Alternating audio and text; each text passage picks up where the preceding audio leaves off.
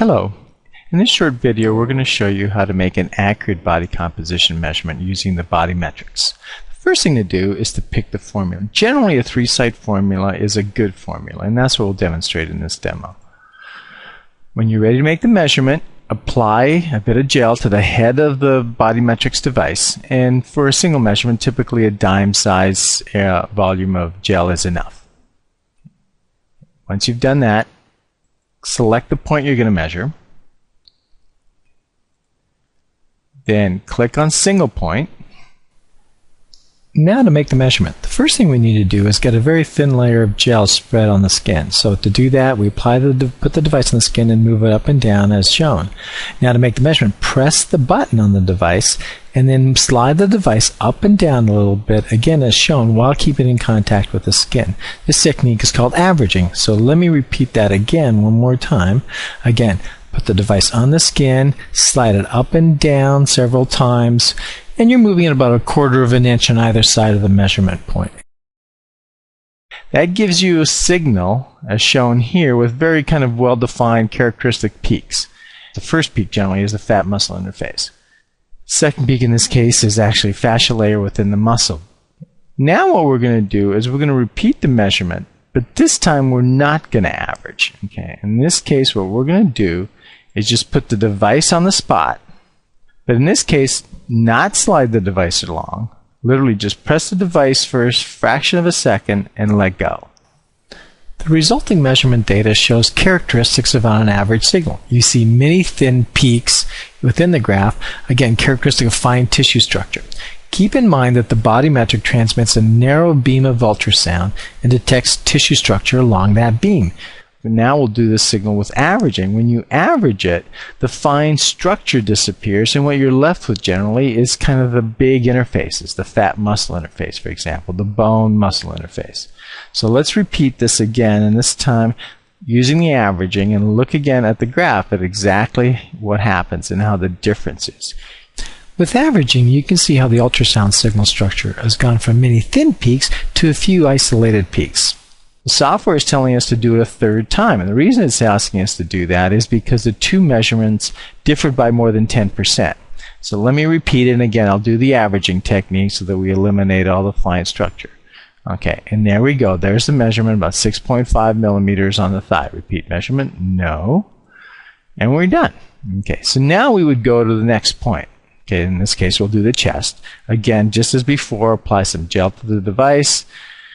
Put the device on the spot, press the button, and again, the averaging technique. Repeat the measurement.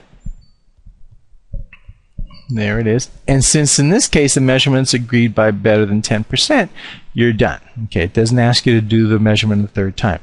So we click no for repeat. Now we're going to do the waist measurement. Okay, the waist measurement is just an inch to the right of the belly button. And again, we always do the averaging technique. In this case, we actually slide the device left-right on the skin. So let me just see. Press the button, slide the device back and forth. There's the characteristic peak. Repeat the measurement. And there it is. 23.6 millimeters. Repeat the measurement? No, we don't have to do that. But this graph illustrates a very important thing about the waist measurement. True fat muscle interface is not necessarily the first peak. In order to get correct and accurate measurement, it's necessary to select the correct athletic type. BodyView has 3 athletic types. Elite, which would be generally appropriate for individuals with low body fat. Generally, they have good muscle definition and exercise regularly. They can be marathon runners or bodybuilders. This definitely includes individuals with six-pack abs. Non-athletic are individuals that are clearly overweight and obese. The final category, athletic, covers pretty much everyone else. It's important to note the athletic type does not explicitly enter into the calculations of body fat. The athletic typing is in fact used by our software to correctly interpret the ultrasound signal and correctly identify the true fat muscle interface. What you notice from this series of measurements that the thigh and chest measurement does not change as you change the athletic typing. The only one that does change is the waist, and what you see on the waist, the difference between if you select an elite or athletic or non-athletic, is the waist point for elite is considered to be the first strong signal at 8.2 millimeters, whereas for an athletic or non-athletic individual, the software makes a determination the most likely fat muscle interface is the one at 24 millimeters, and in fact that the peak at 8 millimeters is a fascia layer that's within the fat. And this is what you typically see for the waist measurements. People that are elite, the fascia layer and the fat muscle interface tend to merge together to form one layer. But as fat thickness in the waist grows, these two layers separate, and then you get these two compartments. And what people sometimes call this is the superficial adipose tissue. There's the layer of fat between the skin and this first fascia layer. And what they call the deep adipose tissue, or deeper adipose tissue, is the one between the fascia and the muscle. Now, one of the important things that you can do is that you can, in fact, always override the software. So, for example, let's consider that you've just made a measurement and you had set the athletic type to elite, and what you see that is on the software is that the software has picked the 8 millimeter peak. Okay. Now, 8 millimeters is about a third of an inch, and the other peak that you see on the graph is the one at 24 millimeters, which is close to an inch. Now, it's in most cases very, very easy to determine whether the fat layer in your waist is a quarter of an inch or it's an inch of fat. The two are very, very different. A quarter of an inch is kind of a fairly thinner layer, and you can poke a little bit, but it's not a significant, it's not a fold of fat. And so at 24 millimeters, you're starting to see kind of a fold of fat. It's something you can literally grab, and it's a significant fat layer. Now, if you've actually accidentally put the athletic type as elite and you look at this signal and the software has picked 8 millimeter, you can step in and click at the second peak, as I'll do now, okay, and accept this change and override the peak. And what this does is, even for an elite, for this typing, it will force the software to use the 24.6 or the second peak as a true fat muscle interface. So now you get the actual measurement, the 24.7. Now notice that if I change the athletic typing now, the thickness on the waist is always the same. It's really overridden the measurement, the specific measurement for the elite type. Now when you're making measurements with clients and you're creating client profiles, you will actually pick the athletic typing when you create the client profile. So at that point, you want to make sure you pick the correct athletic type for the individual. But keep in mind that you can always override the automatic peak detection algorithm within the software, as we just demonstrated. Now what we're going to show you is how to actually collect an image or a tissue cross-sectional picture. So for example, in this particular case, we're going to do a bicep. So let's select the bicep. And now what we'll do is we put gel on the device, and similar to before, but in this case you put more like a quarter size of gel on the actual head of the device. So once you've done that, you apply the gel, you put the device on the bicep and slide it back and forth over the bicep a few times. Okay, and what you're doing there is making a nice slippery track of gel so that it's easy to move the device along the skin when you're making the measurement. So now when you're ready to do it, okay, now you've made a track, okay, move the device back up to the top of the bicep, press the button, and now start sliding the device along the skin down towards the bottom of the bicep. And as you do that, you see this picture that forms on the screen. So what this picture now shows is a cross-sectional picture through the bicep. The left side of the image is kind of the upper above the midpoint of the bicep, and down here at the right side of the image, it's very, very close to the elbow joint.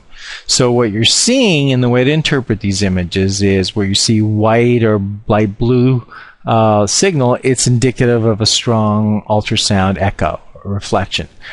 You get strong ultrasound echoes or reflections at interfaces. So for example, this first line right here is in fact the fat muscle interface. So for this specific individual, they have approximately about 3.9 millimeters of fat. That's between the skin and the muscle. You can see that this fat layer kind of gets thinner as you move towards the elbow. So you start off potentially at about 4.1 millimeters and you get down to about 2.5 or 2.3 as you get closer to the elbow. Now what you're also seeing in this image, you see a region right here. Okay, and this is in fact kind of the first muscle group in your bicep. It's darker area. Then you get the second muscle group, which is down here. And then the final, this white band that you see, and it's right down here, this white band is in fact the bone. So this is the muscle-bone interface. And the total muscle thickness that you generally consider would be from the fat-muscle interface down to the bone, which is about 40 millimeters. And one of the things you can do with these images, you can literally track interfaces. So if I come up here and I click on a line, the software will try to automatically track that interface for you. Now you can come in and literally put tag points on that forces the software to track a line if you're not totally satisfied with the way it tracked it. You stop tracking, you can track a secondary interface. So let's say right here, for example, the second layer. Okay, so that gives you thickness between the two different tracks. Let's do another scan now. Let's do a thigh because it gives you a different kind of image. So as we did for the bicep scan, we apply about a quarter volume of gel onto the face of the BodyMetrix, put it on the thigh above the midpoint, and then slide it down towards the knee without pressing the button and just spread the gel, and then go back and forth a couple times. And you know you've got a good track when literally it's very, very simple or very easy to slide the device back and forth without it sticking. So now let's do a scan. So move the device back up to the top, press the button, and slowly slide it down towards the kneecap, and you'll see the picture writing up just as it is here. And what you're seeing in this particular case, there's again that first characteristic feature was the fat muscle interface. And so in this particular case, this individual has about 6.7, 6.9 millimeters of fat. As you get towards the knee, you get a thicker layer here. You're going approximately up to about 8 millimeters of fat. Now the band at the bottom right here is the bone. So again, where you're looking in terms of muscle thickness, you're going from the fat muscle interface down to the bone, is about 47 millimeters. So you can save these images so that later on you can actually compare them. Okay, so on the compare window, you can actually compare different images. So in this particular case, we show the thigh image, and we're also showing the bicep image. You can click on the show tracks to eliminate the tracks if you'd like. So there you go. In this short video, we've shown you how to go from